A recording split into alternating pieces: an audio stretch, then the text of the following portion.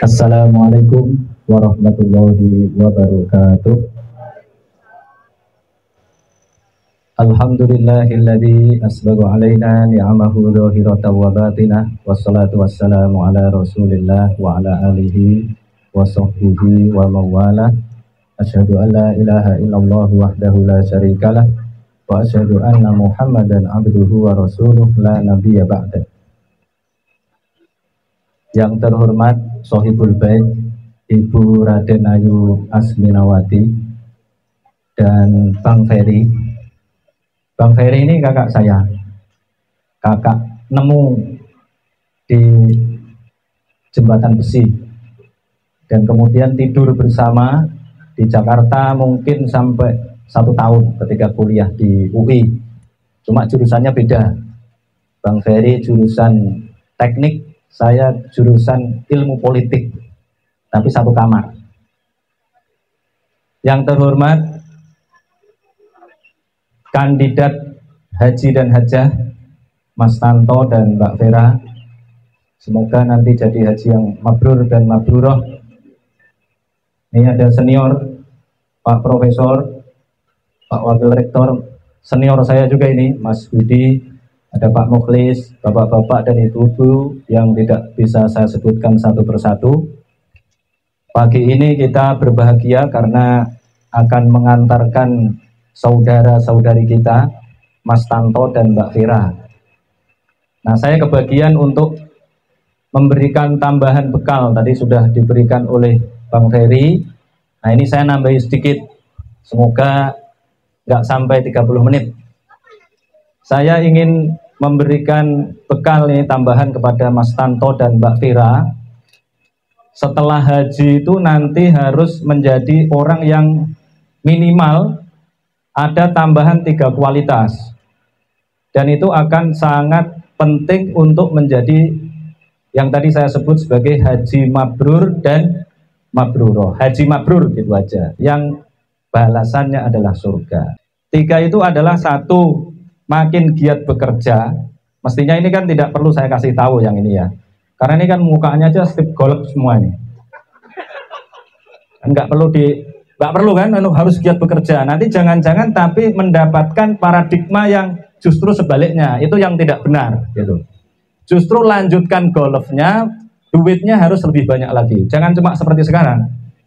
1 itu, jadi harus makin rajin bekerja, Mbak Vera ya, dan Mas Tanto. Yang kedua adalah harus makin rasional dan makin gaul. Kalau sekarang Mas Tanto cuma main golf aja di lapangan golf, nanti harus nambah, mungkin ke diskotik. Loh iya, betul ini. Habis haji mainnya tidak hanya ke lapangan golf, tapi juga ke diskotik. Mbak Vera nggak boleh marah. Yang terakhir, yang namanya jamaah haji itu harus makin siap untuk menjadi pejuang Islam, harus mengajarkan Islam. Nah, kita mulai dari yang pertama. Kenapa orang yang sudah haji itu harus makin giat bekerja? Ini Bapak dan Ibu sekalian, ada 1 ayat di dalam Al-Quran yang saya perhatikan disalahpahami oleh hampir semua orang. Kalau saya riset, itu jawabannya memang 100%, tapi kalau saya mengatakan 100% kan nggak boleh ya. Tapi kalau saya riset, pemahamannya yang saya dapatkan ini sementara, karena yang saya riset mulai dari masjid sampai tukang ojek di depan rumah saya di Taman Ngalian sana. Ayatnya adalah ayat di surat Al-Baqarah ayat 197. Bapak-bapak dan ibu-ibu pasti sering dengar ayat ini. Ayatnya sebenarnya panjang, dimulai dari Al-Hajju Ashhurum Ma'luman, kemudian diakhiri dengan watazawwadu fa inna khairaz zadid taqwa. Sering dengar Pak? Artinya gimana? Watazawwadu, dan berbekallah kalian. Jadi ini jamaah haji ini konteksnya. Fa inna khairaz zadid taqwa, karena sebaik-baik bekal adalah takwa. Jadi bapak-bapak kalau ditanya, jadi sebaik-baik bekal apa Pak? Sebaik-baik bekal adalah takwa, ya kan? Itu yang saya dapatkan Pak. Di sini ternyata sama. Tetapi kalau kita pelajari asbabun nuzulnya, ternyata sebaik-baik bekal itu bukan itu. Sebaik-baik bekal adalah uang. Bapak-bapak kalau haji dulu ini, ibu-ibu yang sudah haji nih, dulu bekalnya apa? Bawa bekal duit apa enggak, Bu? Bawa kan? Ya, berarti bekal yang terbaik apa? Duit. Jadi kalau sekarang malah bukan duit. Sekarang yang paling bagus adalah plastik, Pak. ATM. Iya kan? Pilih bawa duit atau ATM, Bu? ATM. Gitu. Sekarang malah HP kan, Pak? Jangan sampai HP ketinggalan nanti, Mbak Vera dan Mas Tanto. Kalau HP ketinggalan, gawat, nggak bisa bayar, ya kan? Ayat ini disalahpahami karena dibaca secara literal, dibaca apa adanya. Kalau kita baca apa adanya, tadi itu hasilnya adalah berbekallah kalian karena sebaik-baik bekal adalah takwa. Kemudian kalau dibalik, jadi sebaik-baik bekal apa? Takwa, gitu. Takwa adalah sebaik-baik bekal. Padahal ceritanya begini, dulu orang-orang Yaman mau melakukan ibadah haji, tapi mereka kepedean. Mereka bilang begini, kami ini tamu Allah. Kalau tamu Allah pasti akan diurus oleh Allah. Maka mereka kemudian nggak bawa bekal. Mereka kalau bahasa sepak bolanya apa, Pak? Bonek mereka itu. Seperti jamaah pendukung sepak bola.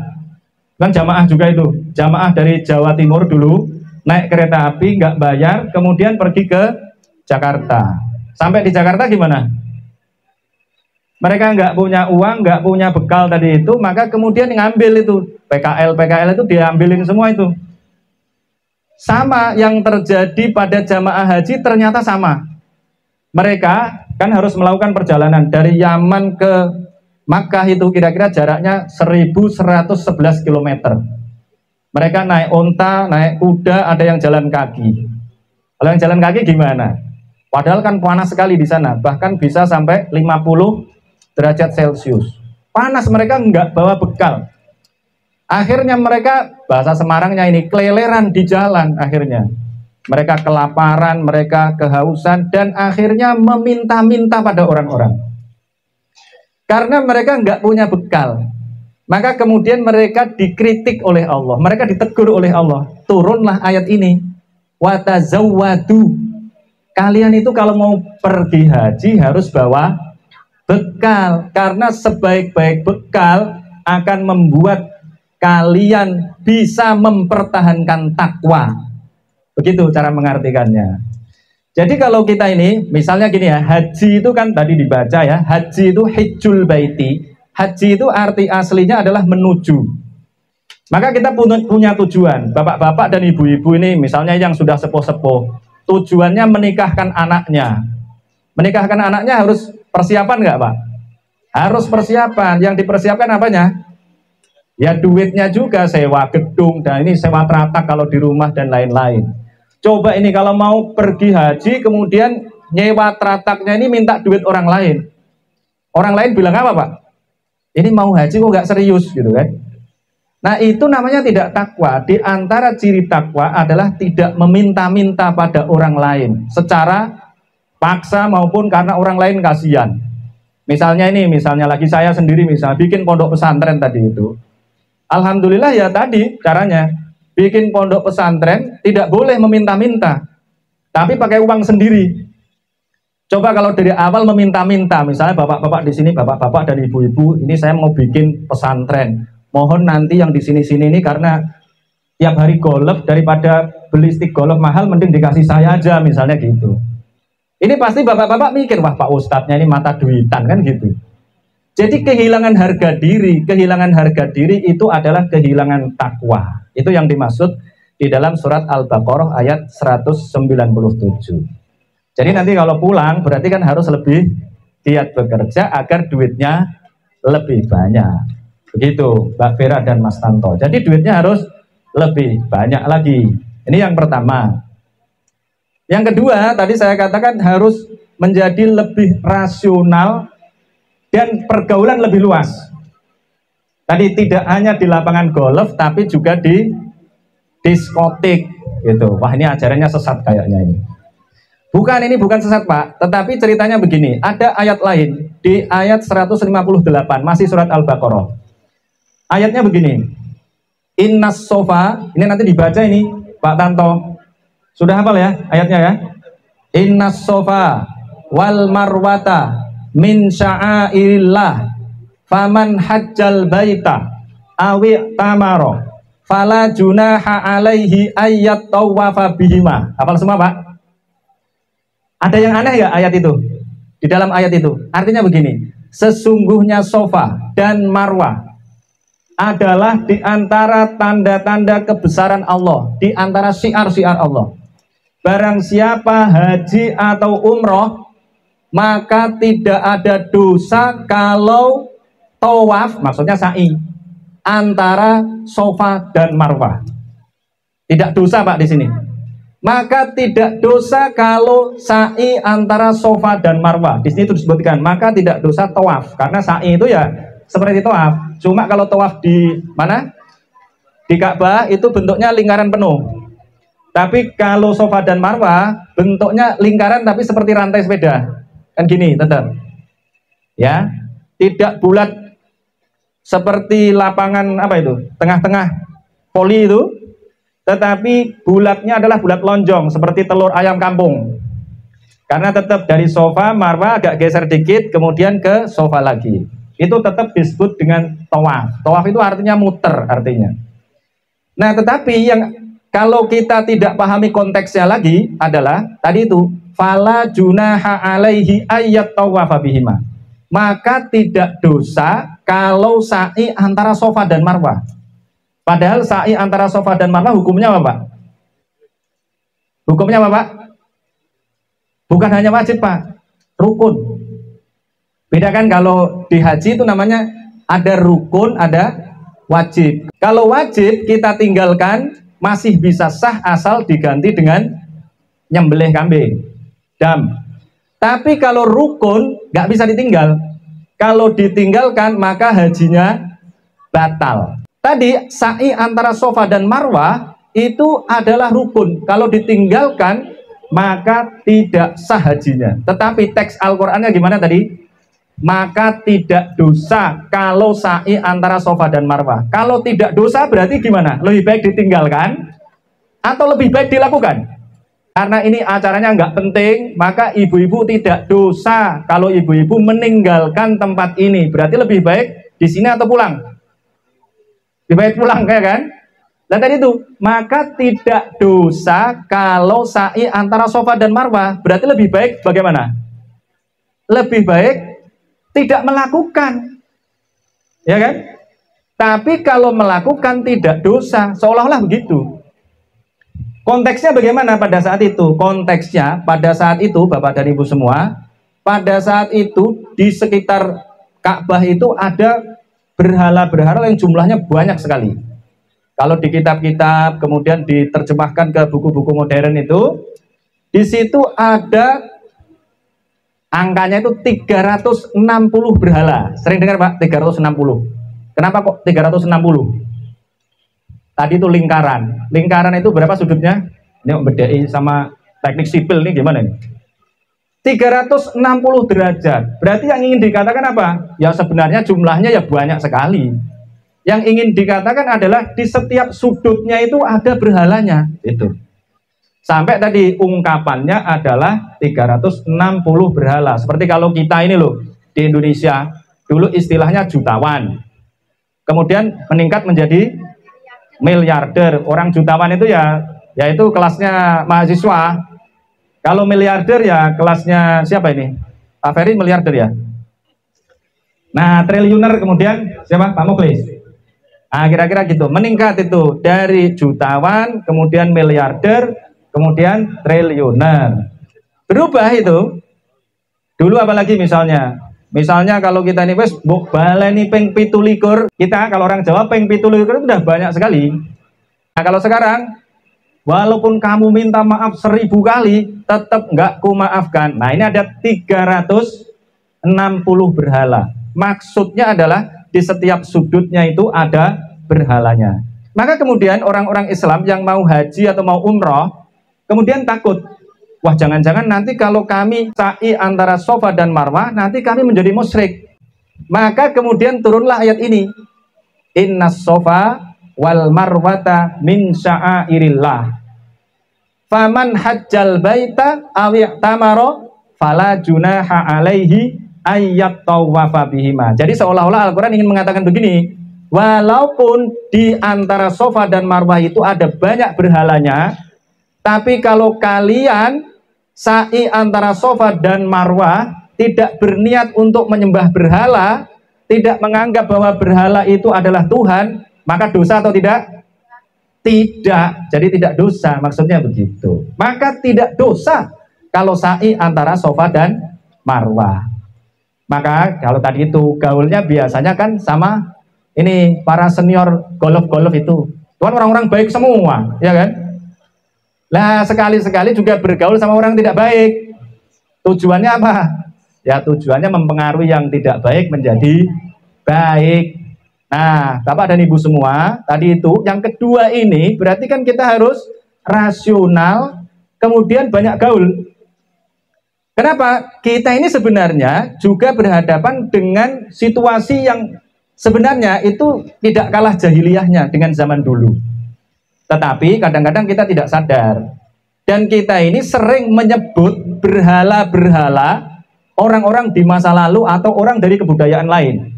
Bapak-bapak ini kalau tidak menggunakan ayat ini udah musyrik semua, yakin saya. Ini kalau lihat orang-orangnya ini pasti ini berpendidikan semua. Dan pasti pernah diajari nama-nama hari dalam bahasa Inggris. Betul Pak? Hari Ahad apa Pak? Bahasa Inggrisnya apa Bu? Sunday. Bahasa Inggrisnya Senin? Monday. Itu nama apa Bu? Itu ternyata adalah nama dewa. Sun itu artinya apa Bu? Matahari. Dei artinya apa? Bukan hari Pak, itu hari setelah diserap ke dalam bahasa Inggris. Aslinya itu bahasa Yunani, Dei artinya Tuhan. Sekarang gampang tinggal di googling aja.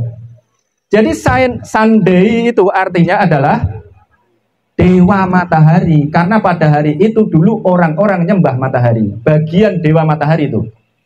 Kemudian hari berikutnya tidak bagian dewa matahari tapi dewi bulan. Maka kemudian namanya menjadi Monday. Monday jadinya. Kemudian hari berikutnya Tuesday, itu nama Dewi Twi. Silahkan nanti dicari ya, dicari sendiri. Itu adalah Dewi Twi. Kemudian Wednesday, itu artinya Wooden Day, dewa wooden. Kemudian Thursday, itu dewa Thors. Thors itu apa Pak? Artinya Pak? Petir artinya, dewa petir. Nah ini yang saya salah dulu. Friday. Friday itu artinya apa Bu? Karena saya dulu lahir di desa sana, di kampung yang 100% NU, tidak hanya Islam tapi NU. 100%. 100% NU, sekolahnya madrasah, madrasah ibtidaiyah, madrasah diniyah. Liburnya hari Jumat. Saya kira Friday itu adalah hari libur. Ternyata bukan, ternyata. Kalau kita cari-cari lagi, ketemu lagi. Friday itu berasal dari kata Freak Day. Freak Day itu dewi dari Jerman. Jadi Dewi Freak.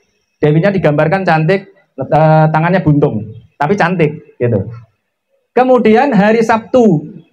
Apa Bu? Saturday. Apa itu? Saturnus Day. Oh, itu kan dewa Saturnus. Berarti bapak-bapak sebenarnya kalau mengucapkan nama-nama hari dalam bahasa Inggris musyrik apa enggak? Mestinya musyrik kalau tidak ada ayat ini, ya kan? Tapi gara-gara ada ayat-ayat ini, bapak-bapak dan ibu kita semua jadi selamat, nggak jadi musyrik. Oh gitu. Kenapa lu? Saya nggak tahu kok, saya nggak ada niat gitu.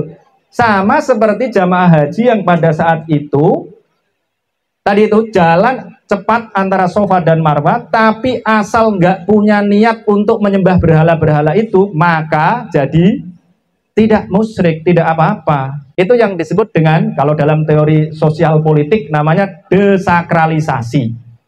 Yang tadinya sakral, tapi kemudian tidak sakral. Tidak hanya nama hari loh Pak, nama bulan juga sama. Itu Januari, itu berasal dari kata Dewa Janus tuh. Itu juga nama-nama Dewa Yunani. Nah itu singkatnya begitu ya, nanti kepanjangan. Nah, jadi Bapak dan Ibu semua, ini tugas Mbak Vera dan Mas Tanto nanti itu, gaulnya harus ditambah. Tujuannya agar apa? Agar tadi itu bisa menularkan energi hajinya itu. Nah, sebenarnya agak kebalik sedikit tadi. Saya mestinya menerangkan ihramnya dulu. Ini juga banyak yang dalam riset saya, itu juga ternyata banyak yang salah pengertian, yang didapatkan itu keliru. Kenapa? Mengartikan ihram itu kan ada juga di dalam sholat. Kalau di dalam sholat kita takbir yang pertama namanya takbir apa, Pak? Takbiratul ihram. Itu kalau kita buka buku-buku, Bapak googling aja, itu nanti 80% ketemunya adalah definisi yang salah. 20% benar sudah. Tapi kan bahaya, 80% yang salah soalnya. 80% mengartikan bahwa takbiratul ihram itu adalah takbir yang mengharamkan sesuatu yang sebelumnya halal. Kayaknya masuk akal. Karena kalau sudah takbir, ini aqua yang tadinya halal jadi haram.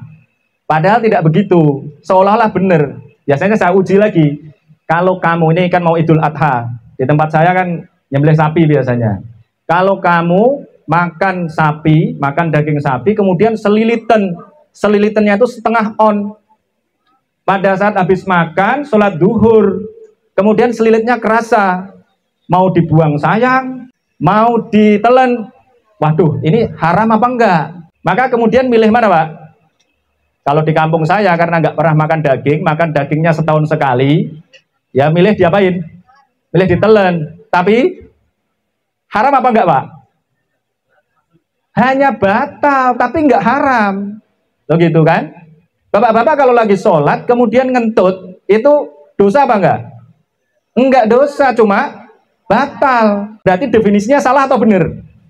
Salah, loh gitu. Yang benar bagaimana? Takbiratul ihram, kemudian ihram haji, itu berasal dari kata haram, kemudian diserap ke dalam bahasa Indonesia menjadi hormat. Maka sesungguhnya yang namanya sholat, haji, itu adalah upacara untuk menghormati, memuliakan, menyucikan Allah Subhanahu wa Ta'ala. Maka tanah haram itu disebut juga tanah suci. Kemudian Masjidil Haram, masjid yang suci, bukan masjid yang nggak boleh dimakan. Nah, seperti ada masjid lain di Palestina, namanya Baitul Maqdis. Maqdis itu berasal dari kata Qodasa, membentuk kata kudus. Berarti kota kudus itu adalah kota yang suci. Maka di dalam agama Kristen itu ada roh kudus. Roh kudus bahasa Inggrisnya apa, Pak? Holy Spirit, ya kan? Holy artinya suci. Maka tadi Masjidil Haram ini Mas Tanto dan Mbak Vera mau ke Masjidil Haram, mau ke tanah haram, mau ke tanah suci, mau ke masjid yang suci. Di sana menyucikan, memuliakan, menghormati hanya Allah Subhanahu wa Ta'ala. Fokus hanya untuk menghormati Allah. Seperti sholat juga begitu. Maka kalau sudah takbiratul ihram, itu adalah takbir untuk menyucikan Allah. Maka yang dibaca itu cuma tasbih. Seperti di dalam sholat itu perintahnya, fasabbih bihamdi rabbika wastaghfirhu. Bapak-bapak dan ibu-ibu kalau perhatikan bacaan dalam sholat, intinya itu cuma bertasbih, kemudian membaca hamdalah, dan membaca istighfar. Cuma 3 itu aja. Berarti sholat adalah upacara. Upacara itu kan pakai kepada sang merah putih, hormat, gerak. Maksudnya apa, Pak? Kepada sang merah putih, muliakan kalau bahasa Indonesia. Jadi hormat itu artinya memuliakan. Nanti itu ada namanya ihram. Ihram itu juga merupakan simbol kita mulai memuliakan Allah dengan cara bertasbih. Jadi yang dilakukan adalah ucapan-ucapan untuk memuliakan Allah. Bacaannya menjadi labbaik Allahumma labbaik la syarikalak. Loh, itu menyucikan Allah. Menyucikan Allah dari apa? Menyucikan Allah dari sekutu-sekutu tadi, berhala-berhala tadi itu. Maka yang dikatakan tadi labbaik Allahumma labbaik labbaik la syarikalaka labbaik innal hamda wan ni'mata laka wal mulk la syarikalak. Itu aja yang diucapkan. Nah, maka kemudian ditutup dengan tahallul. Tahallala kemudian membentuk kata tahallul. Tahallul itu lepas. Kalau sholat dimulai dari takbiratul ihram, tanda lepasnya dari upacara itu adalah salam. Tapi kalau haji istilahnya beda, dimulai dari ihram, diakhiri dengan tahallul. Tahallul itu artinya ucul, asli bahasa Jawanya itu. Lepas dari tadi upacara. Kita udah bubar barisan itu. Jadi sudah tidak lagi dalam upacara khusus tadi itu menyucikan, mentasbihkan Allah Subhanahu wa ta'ala. Berarti sekali lagi tetap tadi itu, jadi harus makin rasional, makin kritis, terus makin gaul. Pergaulannya harus lebih luas. Karena itu, ini kewajiban ketiga ini Pak Tanto, Mbak Vera. Yang ketiga harus menjadi ya guru agama. Kenapa? Ini sudah menjadi istilah kultural, istilah budaya kita. Maka bapak-bapak dan ibu-ibu biasanya kalau Ahad pagi itu ada apa, Pak? Ada kajian, ya kan? Atau ngaji. Itu sejarahnya gimana? Dulu sejarahnya kalau kita mau ngaji pergi ke rumah Pak Kaji, Bu Kaji. Untuk apa? Untuk belajar Islam. Jadi nanti Pak Tanto dan Bu Vera ini pulang nanti didatangi banyak orang. Tetangga-tetangganya itu datang ke sini untuk ngaji. Dari mana kamu? Dari rumah Pak Kaji dan Bu Kaji. Berarti kemudian bagaimana? Dari mana? Dari ngaji. Dari mana? Dari kajian. Oke itu kan? Maka kalau sampai ini jamaah haji pulang nggak ada peningkatan, wah bisa gawat. Nah, maka tadi itu harus lebih banyak belajar. Berarti makin banyak belajar dan kemudian memotivasi banyak orang. Ya nanti kalau nggak bisa ngajarin ngaji sendiri nanti ngundang saya. Ya kalau ngundang saya kan gratis, nggak perlu pakai amplop. Insya Allah, alhamdulillah. Apa Bu? Oh ya, transfer boleh, transfer boleh. Gitu. Jadi tadi ya 3 kewajiban, minimal ada 3 kewajiban yang tadi itu saya titipkan pada Mas Tanto dan Mbak Vera. Semoga bisa dijalankan dengan baik dan menjadi haji yang mabrur. Baik, itu saja yang saya sampaikan. Sudah mulai panas ini. Semoga ada manfaatnya bagi kita semua dan wabil khusus kepada Mas Tanto dan Mbak Vera. Marilah kita doakan semoga Mas Tanto dan Mbak Vera menjadi haji dan hajjah yang mabrur dan mabruroh. Mohon maaf atas segala kekurangan. Wabillahi taufiq wal hidayah. Wassalamualaikum warahmatullahi wabarakatuh. Bapak sekalian,